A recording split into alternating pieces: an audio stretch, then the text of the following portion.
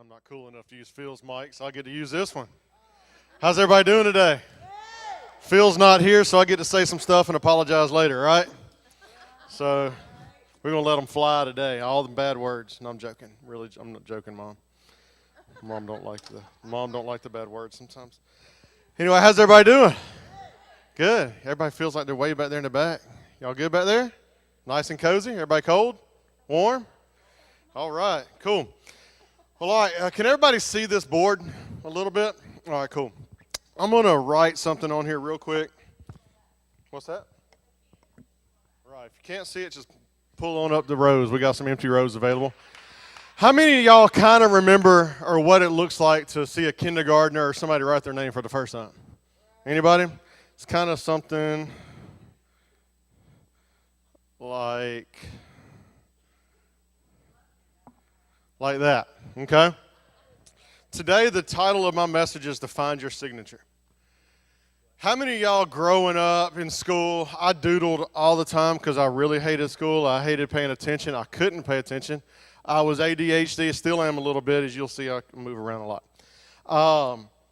But how many of y'all remember just like doodling a lot of times in a binder like this with the spirals on it? And I stole Brittany's binder and made some notes. Didn't do them in a laptop or anything like that, but how many of y'all just kind of remember doodling your name? Sometimes you did the bubbly letters, girls, right? Guys, you ever received the bubbly letters from the girls?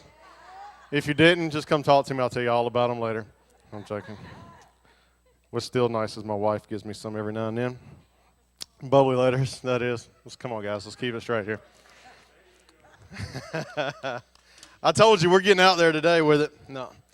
But today we're talking about finding your signature. And growing up, I used to want to be a race car driver. I grew up racing go-karts all across the Southeast with my dad, something I absolutely love to do. So, of course, I wanted to be that race car driver. And I always looked on the top of the cars, and they always had their names written out really nice and cursive above their window. So I always practiced that signature, that it always looked good, a signature that looked like it was worth $1 million, right? Anybody? Anybody still practice your signature? Anybody besides me? All right, cool. I have a check signature that I just scribble on checks. And then me and my wife just bought our first house a couple weeks ago. And I did my pretty signature on a lot of those. You know, it's just like, this one means something, you know. So first I want to start out by the word success. It's something I strive for every day. It's something I reach. It's a goal I try to maintain. But my definition of what success means to me is the accomplishment of a purpose. It's the accomplishment of a purpose. Now, some people think success is $1 million. Some people think success is just crazy amounts of money. And money makes life easier, yes, but money does not make you happy. Let's go ahead and throw that out there. Jim Carrey said in an interview a couple of weeks ago, he said, I wish every single person could gain the wealth that fame brings you, and so that you can realize that the money does not make you happy. Okay? Jim Carrey, one of the best actors, funniest guys. I love him. Ace Ventura, you know. Okay, cool. The accomplishment of a purpose. Today we're going to discuss three things. Number one is going to be finishing strong. Number two is mental toughness. And number three is why you came here in the first place. We're going to first talk about finishing strong. What month are we in? December the what? What's the date today? The 10th. Guess what? We're about to enter 2018. How many of y'all ever thought you would ever live to see 2018? I really had a major mind that just Back to the Future, zizzing through the air, hoverboards that actually hover, not wheels on them that make you fall down, okay? Actual, like, flying through the air. That's what I thought 2018 was going to be all about, and I'm really disappointed in it. What we have is just awesome cell phones. That's about it, let's be honest. But we're going to be talking about finishing strong. The year's almost over. How many of y'all, there's an African proverb that says that only a fool builds a shield in the middle of battle. Only a fool builds a shield in the middle of a battle. Now, that's not saying if their shield was destroyed or that's just them wrapping their mind around the situation they're in and saying, oh crap, this guy's trying to kill me, I need to build a shield. It all comes in preparation. You know, with all the stuff that goes on in our country now, I don't really watch the news. I just kind of know that South Korea is doing a lot of stupid stuff, saying a lot of stupid things. How many of y'all know, North Korea, sorry. See, I told you I don't pay attention to the news. I just know one of them down in the Korea area is saying some stupid stuff. And it's Kim Jong-un, okay? If America wasn't prepared, we would look like an idiot right now, okay? And some people love him, some people hate him, but Trump has basically let them know, hey, we're prepared. We're going to let you, you can keep running that mouth if you want to, but we're prepared to do what we have to do, okay? If you're going to build a shield in the middle of battle, then you're not prepared for what's to come. You knew what was coming, and you waited to the last minute. Just like Rachel's talking about parents with this money that you owe for camp, there's going to be a fee for procrastinators. I grew up a procrastinator. My wife will still tell you I'm a procrastinator. I'm trying not to be, okay? Let's just throw that out there. Just, hey, being honest. That's me. I'm preaching to myself right now. Preparing, all right. How many of y'all enjoyed this weather we've had the last couple of days with the snow? Everybody like the snow? I hate it. Good. But let's say if, we all knew the snow was coming. We knew the cold weather was coming. How many of y'all kind of prepared your house for it? Wrapped your pipes up? Put the covers over your outside faucets? No? You guys are living crazy. I'll tell you. Whew, I thought what I used to do was crazy. Y'all are living crazy. But anyways, preparing for that snow. I prepared my business. I prepared our schedule. I prepared our house. I went and bought the 99-cent, faucet covers on my new house. We pulled our dogs inside our garage. I went to the store and bought them a space heater for the garage so that they can stay warm. We did all these different things to prepare for what was to come. You guys do know Christmas is coming up, right? Anybody prepared for all that? How many people are not? Let's just be honest right now. Holy smokes, you guys really need to listen today. You really need to. But that preparation, how many of y'all was like, man, I ain't even bought a gift yet? Anybody? How many of y'all said, man, I haven't really even started saving some money yet for it? Anybody? All right. A lot of us are in the same boat. Some of us aren't. But to prepare for things that are coming up in our lives is important. You say, well, man, I don't really want to work at all that. Well, it's not working. It's called preparing. Okay? A lot of people get the grace message just kind of turned around. It's like, well, I don't have to do any kind of work. I just sit back and rest. I remember when we all got in this grace thing, and I'm going to talk about him because he's not in the room there and working children's church, but John Roll, he was like, man, I'll go work one job and be set all month and just not work anymore. I promise you, you could not get John Roll to do that today because he's realized the good in working. Okay? I would say it if he was sitting right there. It was dumb. He paid his bills. He had some money. He did a big job, but yet he didn't have a staff of, 12, 20 guys, however many guys are in it. I lose count at iPhone now, man. They're killing it. But the fact is, you could not get him to do that today because he's seen the benefits of preparing. And I use John because John's a big success story in my life because I've seen what he and Rachel's gone through. I've seen when they struggled. I've seen when he started their business. I've seen his business explode. And I've seen the people around him benefit because of his preparation. That's why it's important to me. That's why seeing John and seeing Rachel's success is amazing for me. Yeah, don't prepare. Don't start stressing about Christmas on the 23rd. Okay? If you got family coming over, start preparing for it. If you need a little drink to calm down, prepare for that drink you need to calm down for. All right? Anybody kind of feel me? Anybody? All right, thank you. Thank you for being honest. Even the little man raised his hand. He's like, hey, man, I need a drink sometimes to deal with my dad. But starting 2018 with a plan. Start out and have a plan written down of what you want to accomplish in 2018. If it's bogus, if it's crazy, achieve it. Do what you can to crush it. Set up a plan. Work your plan and then plan your work. You can put a plan out. You can make all this nice stuff out on paper. But if you don't work out that plan, it's just paper. It's just crap that you wrote down on paper. So as 2018 gets started, if you have a goal, now, of course, I want to sit there and be a millionaire and do all these different things, but I also want to have a logical goal so that at the end of the year I can sit there and say, I'm not disappointed in what I accomplished. Okay? I'm merging my business right now with another guy, and we're getting ready to take over. Okay? And so my goal right now is to get this merger done and to start to start those little footsteps in the process of taking over. Okay?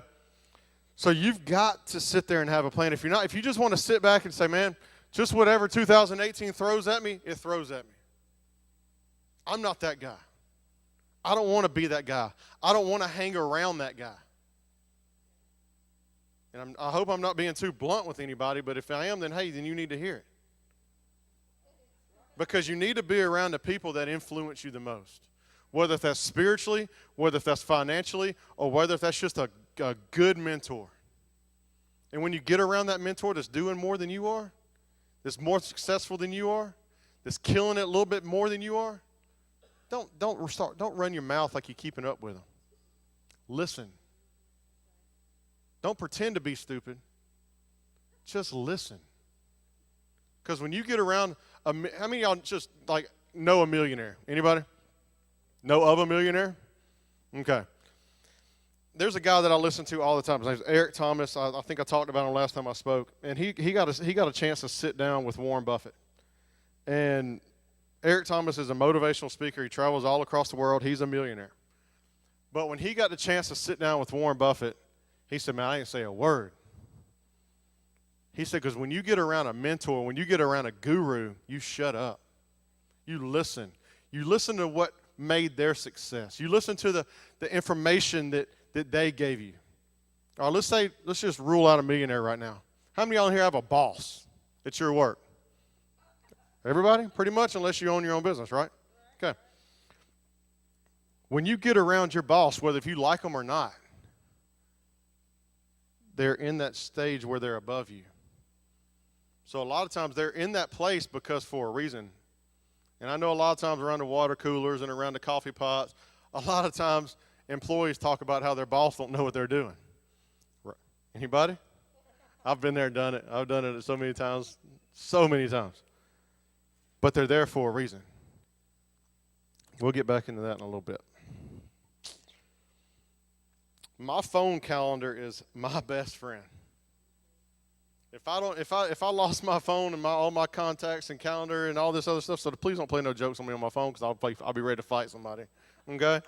But that to me is my best friend because everything I schedule, because here again, the ADD thing comes back into play.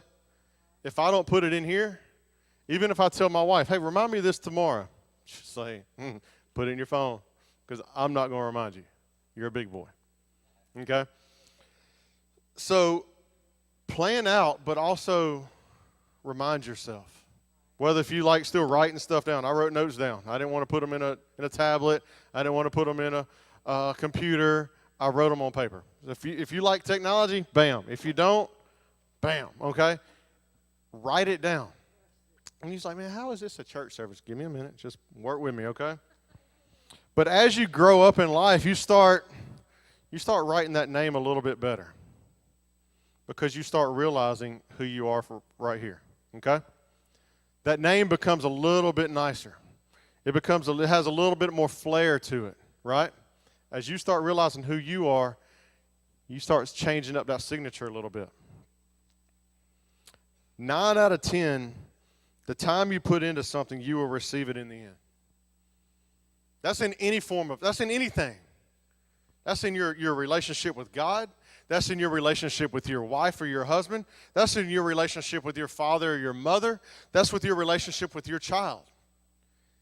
9 out of 10 times, the time that you put into something, you're going to receive it in the end.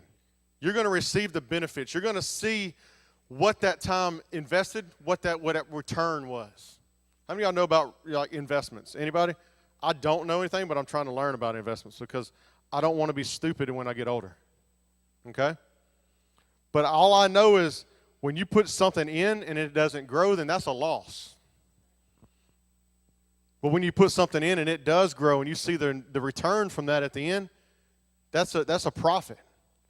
You know, when I spend time with my son, you know, especially now that he knows daddy's around or knows when daddy comes home, it melts my heart every time because he'll get me and he'll just pull me into him or we'll just sit down and he'll reach around and he'll grab both of my arms and just wrap them around him.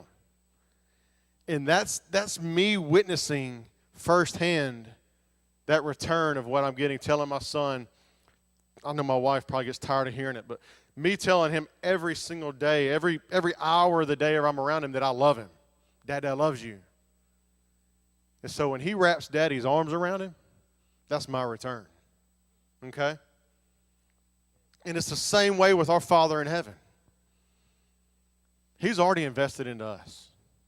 He's given everything that he had. And now he's just waiting to see that return.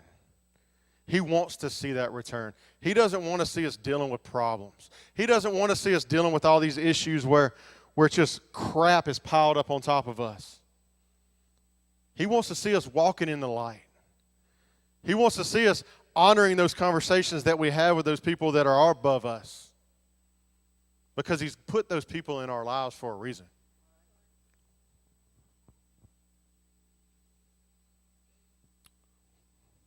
Put in the time. I absolutely hate phone calls when I'm at my shop and I'm just grinding. I mean, I do. I hate, and we've hired a girl at our shop. She's handling all of our answering the phones and doing all of our social media, all these different things. But like sometimes my mom will call me, for instance, okay? And she'll call me just to ask about how Hannah's doing or something, and I know she's doing it out of love, and I'll answer the phone like, crap, it's Mom. I can't ignore it. Hello? And she's like, I can tell you're busy. I just want to tell you I love you. Call me later. Or she'll send me a message, say, I love you. Don't text back. You know, just something along those lines because she knows how I am. But when I'm putting in the work, I want to be focused on that. You know, I heard a story. How many of y'all have ever heard of this guy? He's a mediocre basketball player. His name's Kobe Bryant. Anybody heard of him? Anybody?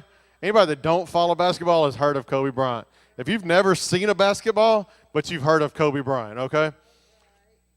Kobe, especially when he was in his prime and everything, when his team would get to a new city, you know, get ready to play a team, the very first thing he would do, all the other guys may get in their hotel rooms, they all just lay back, relax, you know, kick the TV on, call in room service. The very first thing Kobe Bryant would do is find a local gym. And he would go, he would shoot free throws. He would work on his layups. He would work on the three-pointers. He would do all these different drills because he was putting in the time. He knew what his end goal was going to be, to retire a multimillionaire. But he still had to grind. He still had to plan. He still had to conquer that goal. He had his own definition of success. But just kind of hearing what he did, it kind of sounds like his definition of success was to accomplish your purpose. He had a purpose to be the best. And that's why there's always going to be an argument. Is he better than Michael Jordan? Old school guys are going to say, no, Mike had it. Mike's the man. Da-da-da. And these new school guys say, man, Kobe's killing it. That's why he's always going to be there. That's why he's always going to be in that conversation. Because he put the time in. And just his name being in the same sentence as Michael Jordan, that's a reward. That's a profit. Let's see here. If you don't know what you're doing, you need to get some help so you can figure out how to maximize it and then do it to the best of your ability. How many of y'all ever started a job and you got the job and you're excited about the job, but you had no clue what to do? Anybody? Cool. I'll tell you, man, the first car that I ever wet sanded, okay, I watched a lot of videos. I did some practicing on my own cars before. But when I went into wet sanding a car, now, a lot of people don't know what it is, but when you wet sand a car, you can absolutely either make it look amazing or you can destroy the finish, okay, if you don't know what you're doing. And I had a guy tell me, man, I trust you, you know, da-da-da, here's my car. And it wasn't just any car. It was a brand-new Cadillac Escalade. You know, that would have probably cost me $20,000 to have it repainted right, okay, if I messed it up. And just to say that I was nervous was an understatement. But what I did is I called somebody that knew what they were doing, that knew how to do it. And I asked them, hey, man, I'll pay you to come by my shop to show me, to make sure I'm doing this correctly. Because I didn't know at the time. I knew what was involved. I knew what I was signing up for. But when it actually came time to put the pen to paper or the sandpaper to paint, I had no clue. I was nervous. So I had to call that person that I looked up to, that I said, man, I need your help. And he came, didn't charge me a dime. But in that same time, I started realizing something better about myself. Started improving on myself. Started having a new identity about myself. Find a mentor. We just talked about that.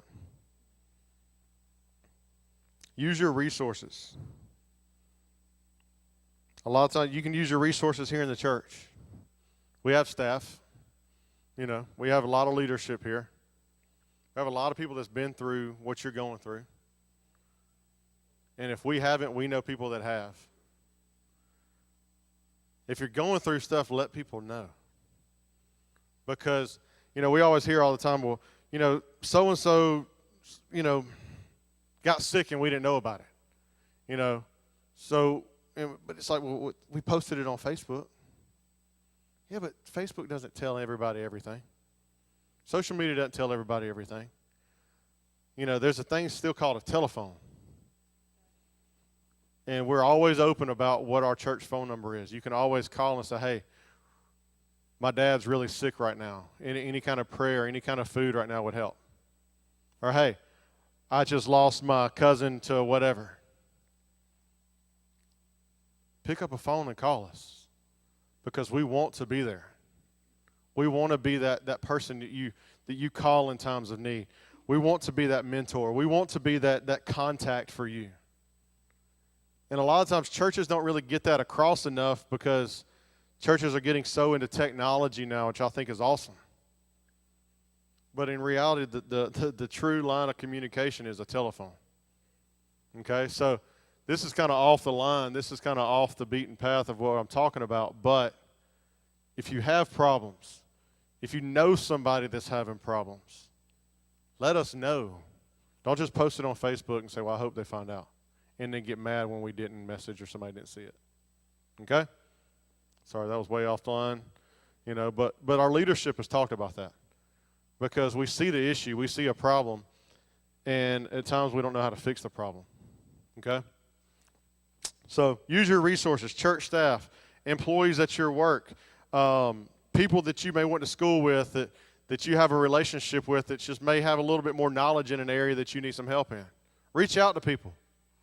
I tell people all the time, man, I can go to somebody and I can build them a job or I can go talk to them about what I do, and all they're going to do is tell me no. I was told no my whole life, just like my son's being told no all the time right now. It's the smallest word. It's just one of the smallest words in the English language. No, but it's the most powerful word too if you allow it to be. Or you can just let it roll off your back. It's real simple. How many of y'all ever heard the old saying, it's not what you know, but who you know? That's where that mentor comes in. That's where those resources come in. When I worked for Coca-Cola, I got in real good with my nighttime manager. Bypassed everybody else. Bypassed, the guy that started working for me at the same time, the guy that's been working there 15 years before me, and I got to know the manager really good. Why? Because it doesn't matter what the guy that started working for me 5 years before me thought. But that manager, the guy that oversaw everything, it's not what you know, it's who you know. And you say, man, that's kind of cheesy. That's kind of cheating the system. I don't care. Call me a cheater then. I was better friends with the manager than the guy that was there for 10 years. Okay? Sometimes you being street smart is smarter than me a book smart. Anybody there? Because I was dumb in the book. I ain't going to lie to you. All right, now we're going to get on the mental toughness part. Have the guts to look yourself in the mirror.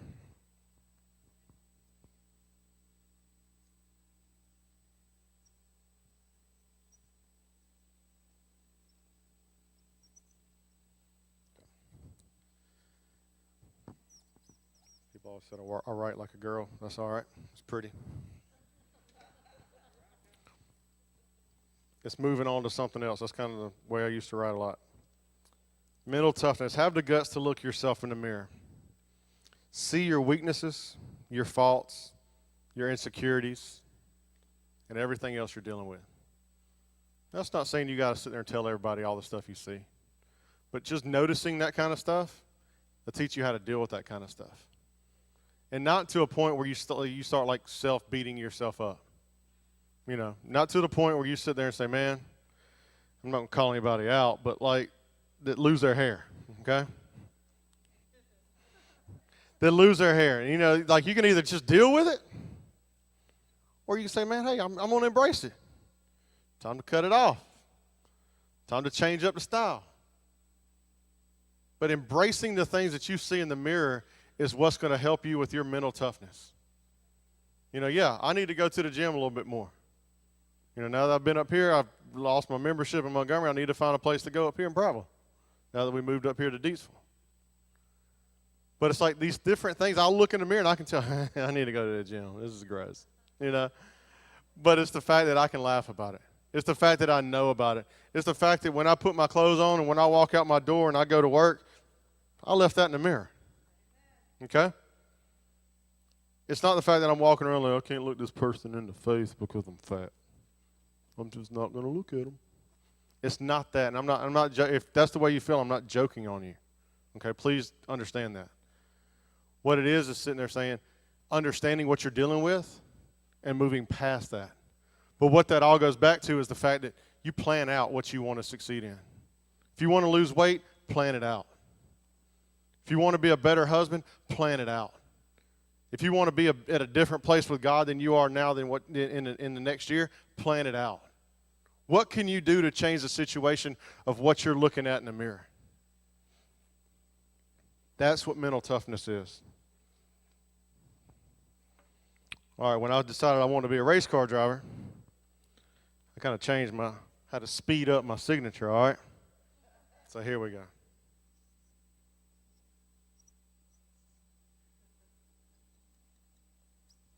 All right.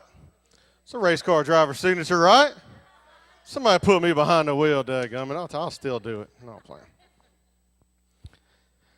Bring up one more guy. Let's see where we're at on time. We doing good? Yeah. All right, we're getting there. We were 10 minutes late today. Anyway, it's not my fault. How many of y'all have ever heard of this guy? He used to punch people a lot. It's pretty intimidating. Little guy by the name of Mike Tyson. Anybody ever heard of Mike Tyson? A little bit. Iron Mike. Okay, my mom's heard of him. Anybody? Okay, I like seeing hands so people understand who I'm talking about. Mike Tyson. The dude's crazy. Crazy as crazy gets, right? How many of y'all ever heard his story? Kid, grew up in the projects, you know, used to raise pigeons. It's kind of weird. Okay, but hey, I'm not knocking Mike Tyson about anything. I don't want him coming finding me. And then in front of his face, he used to get bullied a lot. And one of the bullies actually took one of his pigeons and ripped the head off right in front of him as a kid. Seeing that as a kid is kind of traumatic, right? Anybody? Okay, I don't want to see nothing. No animal get their head ripped off. Dude went through juvie. He's crazy, but he dominated his dream. If you think about it. Now, you got a little crazy. You're talking about biting somebody's ear off.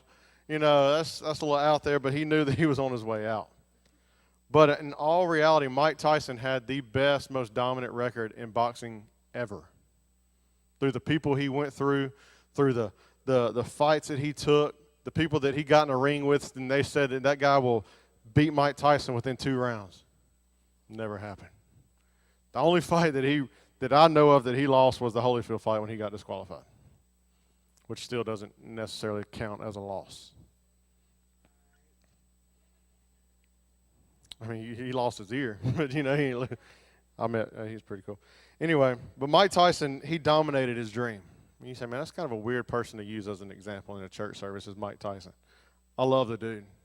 I think Mike Tyson's awesome, especially when you hear him describe his story and to see him sit down with the interviewer and you see his eyes as an adult. You can still tell he deals with a lot of stuff, obviously. But when he sat down with his interview in this interview that he did, and you can find it on YouTube, but you see his eyes completely change, his demeanor and his face completely change because he starts talking about his childhood, and you just see a look of worry, a look of fear The only time I've ever seen Mike Tyson scared. Let's just put it that way. The only time I've ever seen him with fear in his eyes was in this interview. And he looked at the guy after he started talking a little bit about his childhood. He put his hands on the table and looked at this interviewer and says, "It's time for you to go." That interviewer went just like this. Didn't ask for Mike Tyson's microphone, nothing. I mean, left the room, which I do not blame him at all. But Mike Tyson has conquered his dream. He just wanted to fight so he can get rid of some of that anger as a kid. He just wanted to do these different things so he could just move that out of his life. What changed his life? His plan for his life changed his life. A lot of us grew up having a plan of what we wanted to do, and now we're 30, we're 40, we're 50, we're 60 sitting in here right now still dreaming of that same plan that we had. Make a new plan. If it's been 20 years, make a new plan. Come up with something that's going to make you happy. Don't let 1990 crush you.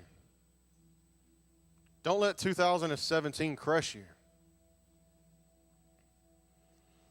Everyone in here has been through some kind of adversity.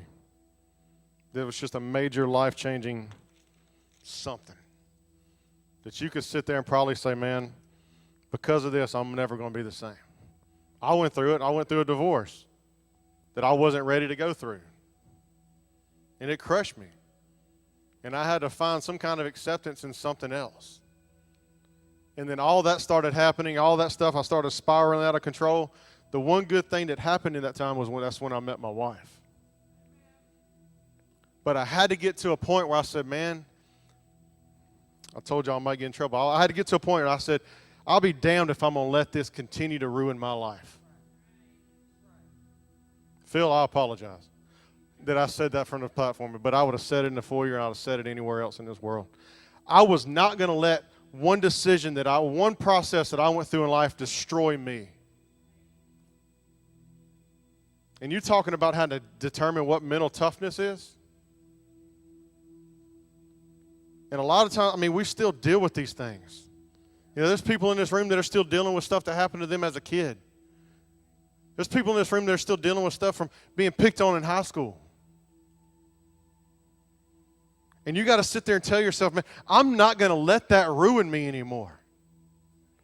I'm not going to let that come in and stay bottled up right here so that every morning I think about it. So that every time I see somebody on Facebook, it reminds me of a situation I went through. Screw that.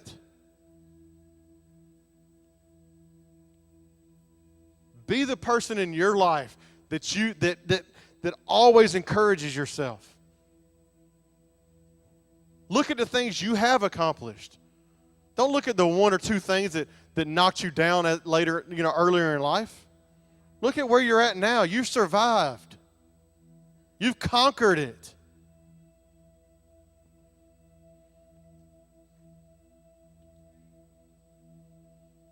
This is the last part. We're going to run through it real quick. This is why. Then the next one is why you came here in the first place. For me, it was to discover the true uncut grace of God. Because I'd never witnessed it in my life before. It was always a thing of I had to do this to please God. I had to do that to please God. I had to do this to please God. I had to go here to please God. I had to act like this person to please God. I had to do all these different things to please God. But when I started hearing this crazy little message out in Otagoville, Alabama, it changed my life. Because in between that and what I went through with my divorce, it all happened within the same probably 3, 4, 5 years. It's when I started hearing grace. And then after that, once I understood the true uncut meaning of grace, it was understanding my identity in Him. I started understanding the love that God had for me through grace. That no matter what I did, would never change that in His eyes. Once I understood that, I had to redetermine and rediscover my identity that I have in Him. I had to understand and try to find again, okay, I understand how He feels about me, but how do I adjust my lifestyle so that I can have a new identity in him? Because I wanted people to be able to look at me and see something different about me just because of who my daddy is. We all know that spoiled kid that you went to school with. His daddy was rich, and he just walked around just, I'm better than you because my daddy. Anybody? All right, well, cool. That's me now. That's me now. Because I know who my daddy is, and I know what he can do, and I know that no matter what I go through, he's always going to have my back. I went to school with a guy, his dad owns a major business in school, and I did not like him at all. It was that guy that just wanted to put my hands around his neck and hold him long enough until he kind of turned blue and let go. It was just that guy just because he walked around with just this persona just because of who his daddy is. Now, am I saying I want to strangle myself? No. I love myself too much. But it's all about knowing who your daddy is. And then also determining that you love yourself. Because that's what identity is. Identity is not what you did in junior high school. Identity is not what you did in high school. Identity is who you are today. Understanding your inheritance. You're meant to dominate, to take over, to grind harder than anybody else just because of who your daddy is. You're meant to walk out and walk into any situation or to walk into any store and people look at you and say, man, I can tell that dude loves Jesus. Just because you enter a room. If you want something, you'll figure out how to get it. When you take your time, you'll find out yourself doing it correctly.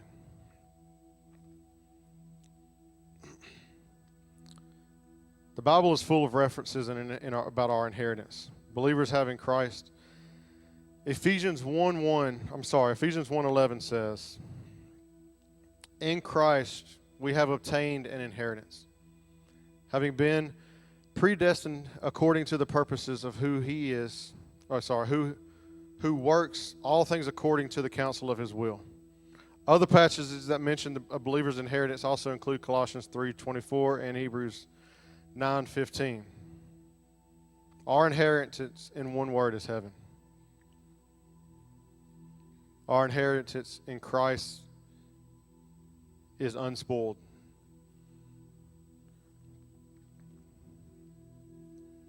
Our inheritance in Christ is also unfading.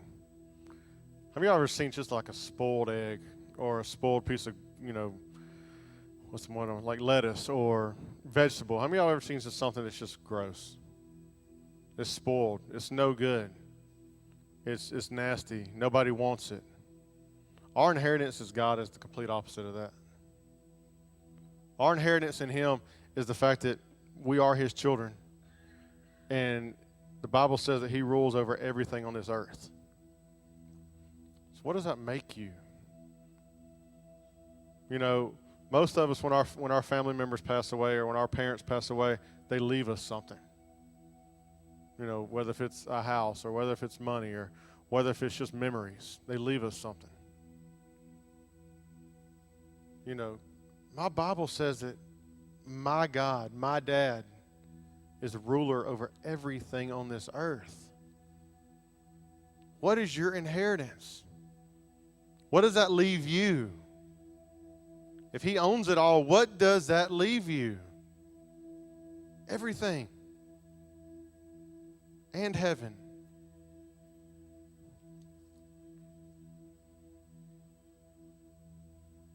A lot of times people say that just God's relationship with us is just too good to be true. But it's really not. We deserve it. We deserve to have that Father that's always going to love us, that's always going to be there for us, that's always going to just sit there and say, no matter what you do, I love you. I was lucky enough to grow up in a home like that, where my fathers are just amazing men. And I don't know, I can't put myself in the same position as someone that's never met their father. I can't. I don't apologize for that, but I can't put myself in that situation. But where I can do is I can put myself in a situation where saying religion tore me up. The church almost killed me because I let religion try to determine who I am, and I didn't allow God to do it.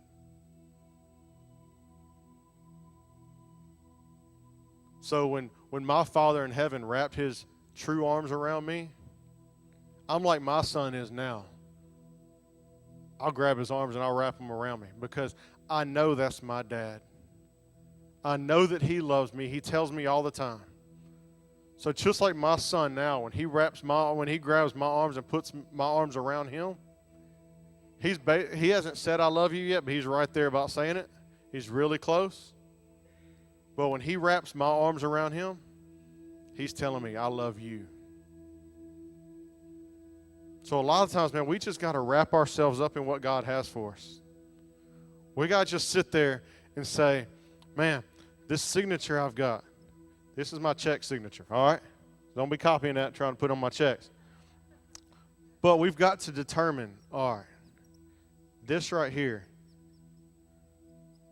that's the easiest one I've got, all right? That's my go-to nowadays. But when I've come from here to here to here, and I started right there, where did you start? You started right here where it looks dumb, where it looks childish, where it looks uneducated. We all started there. But what you turn that into determines everything. I'm probably secure enough to say that there's nobody adult in here that signs their name like that.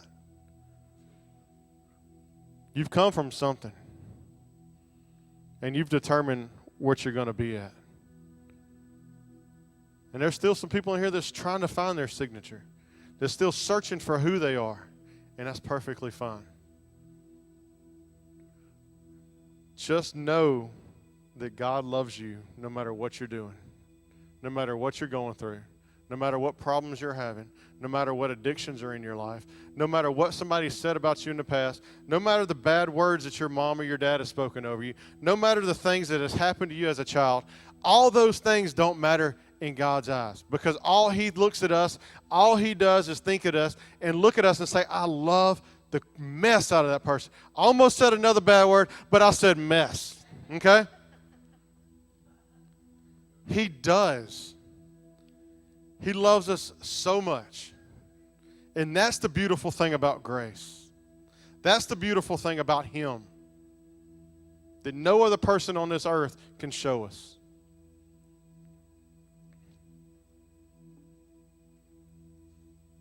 So I'll just ask you, what's your perfect signature? Have you found it yet? If you have, that's awesome. Congratulations. Have you planned out your purpose for next year? Are you there at that mental toughness spot? Are there things that you still deal with? I'm sure everybody deals with it. But at least now we can have an idea of where we're going in life. Have an idea of what 2018 holds for us. Because the perfect idea of a father is we have him. Sometimes we just have to unlock ourselves, to open ourselves up enough to understand the true love that he has for us. Because at first you're going to think, man, it's too good to be true. It's too good to be true. I'm just glad I'm on the receiving part of it.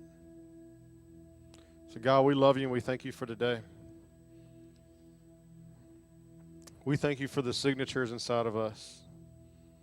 Some of the signatures that have been unlocked, but there's also signatures in here that haven't been unlocked and haven't been doodled enough. Just sit there and say, yeah, that's me.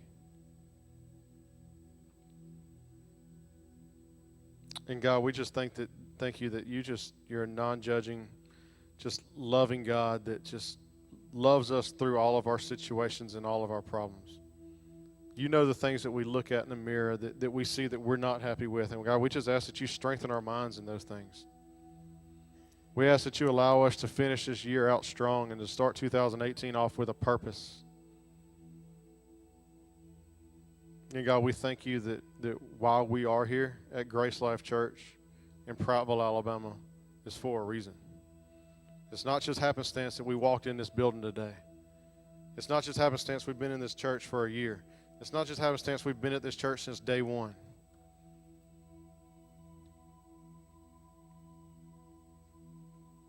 We thank you for the love that you have for us. And God, just allow us to be that light that just shines with your love everywhere we go. And when we walk into a grocery store, people see the love of Jesus all over us.